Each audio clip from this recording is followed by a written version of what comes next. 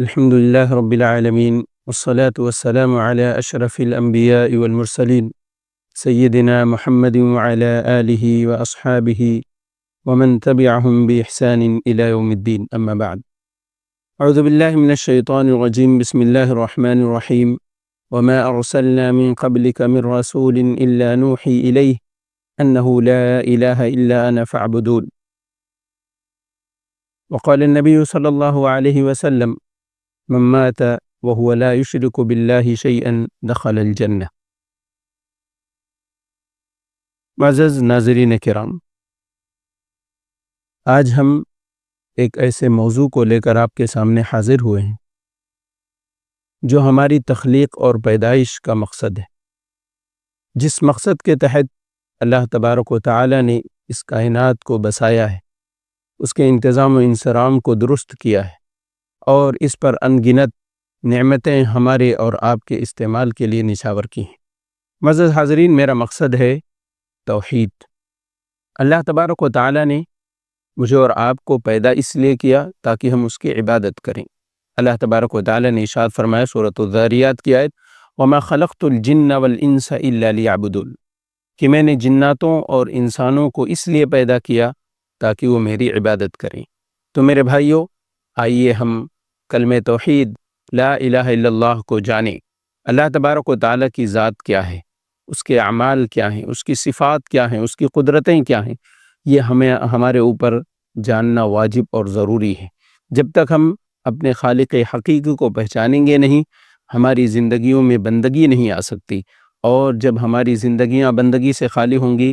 تو بقول شاعر زندگی بے بندگی شرمندگی۔ تو میرے عزیز ساتھیوں، اللہ تبارک و تعالیٰ کو جاننا اور پہچاننا نہایت ضروری امر ہے، اور اسی چیز کی وضاحت کلمہ توحید کے اندر کی جاتی ہے۔ اور اللہ تبارک و تعالیٰ نے اپنے نبی کریم صلی اللہ علیہ وسلم کو اس بات کی تعلیم دی کہ آپ سب سے پہلے اس بات کا علم حاصل کیجئے کہ اللہ کے سوا کوئی معبود نہیں، فَعْلَمْ أَنَّهُ لَا إِلَهَ إِلَّا اللَّهُ۔ اس کے بعد تعلیم دی گئی اور تمام امور اور معاملات کی، اور اسی طرح سے تمام انبیاء کرام جو اس دنیا کے اندر آئے، آپ قرآن کریم پڑھیے، اللہ تعالیٰ نے بہت سارے انبیاء کرام کا تذکرہ فرمایا، اور سارے انبیاء کرام کے تذکرے میں سب سے پہلی جو بات ذکر کی گئی وہ یہ تھی کہ انہوں نے اپنی قوم کو دعوت دی، توحید کی دعوت، اور یہ ایک ایسی دعوت تھی جو تمام انبیاء کرام کے درمیان کامن تھی۔ وَمَا أَرْسَلْنَا مِن قَبْلِكَ مِن رَّسُولٍ إِلَّا نُوحِي إِلَيْهِ أَنَّهُ لَا إِلَٰهَ إِلَّا أَنَا فَاعْبُدُونِ، کہ اے نبی صلی اللہ علیہ وسلم، آپ سے پہلے ہم نے جتنے رسول بھیجے ہیں سب کی طرف ہم نے یہ وحی کی ہے، أَنَّهُ لَا إِلَٰهَ إِلَّا أَنَا فَاعْبُدُونِ،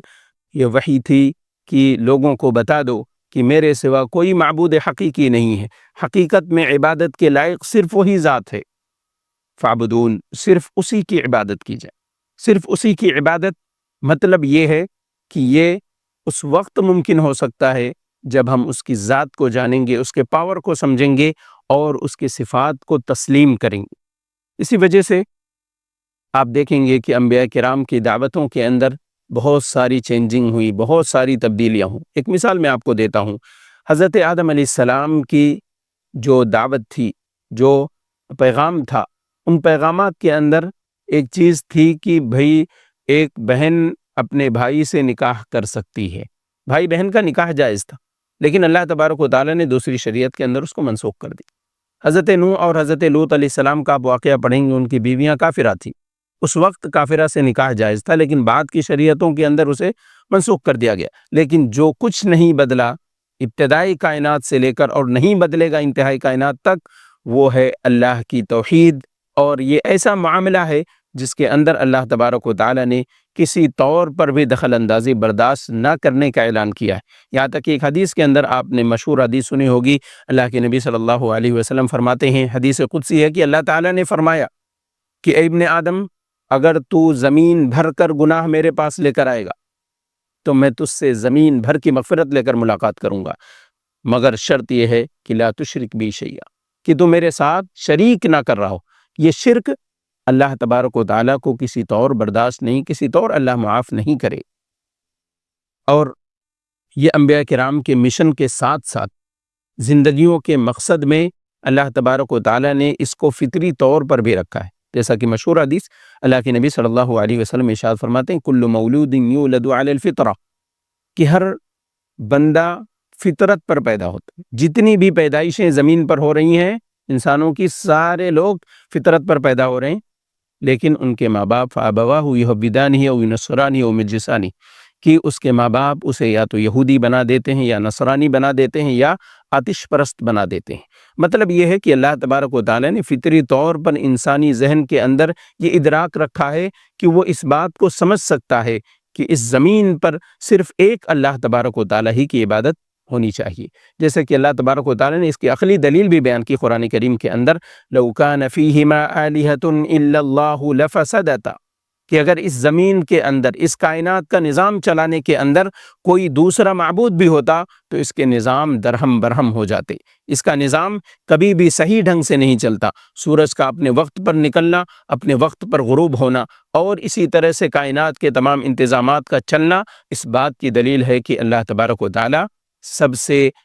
الگ ذات ہے، اس کی جیسی کوئی ذات نہیں، نہ تو اس کے کام کے اندر اس کا کوئی ہمسر اور ساجی ہے، اور نہ ہی اس کی صفات کے اندر اس کے جیسا کوئی ہے، جیسا کہ اللہ نے ارشاد فرمایا لیس کمثلہ شیء وہو السمیع البصیر۔ آئیے اب ہم کلمہ توحید کو دیکھیں۔ یہ وہ کلمہ ہے کہ بغیر اس کا اقرار کرے کوئی بندہ ایمان والا نہیں ہو سکتا، یا اگر کسی کو ایمان کے اندر داخل ہونا ہے تو اس کے لیے سب سے ضروری امر ہے کہ اس کلمے کا اقرار کرے، صرف زبان ہی سے نہیں بلکہ دل سے اس کی تصدیق بھی کرے،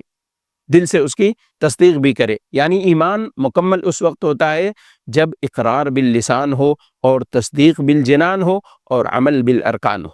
کہ زبان سے اقرار کر رہا ہو اور اس کا دل اس زبان کی گواہی پر مطمئن ہو، یعنی دل سے بھی وہ گواہی دے رہا ہو اور جو کچھ اس کے تقاضے ہیں اس پر عمل کر رہا ہو۔ تو آئیے ہم دیکھتے ہیں کہ کلمہ توحید کے اندر اللہ تبارک و تعالیٰ نے کیا کچھ چھپا کر رکھا ہے میرے اور آپ کے لیے۔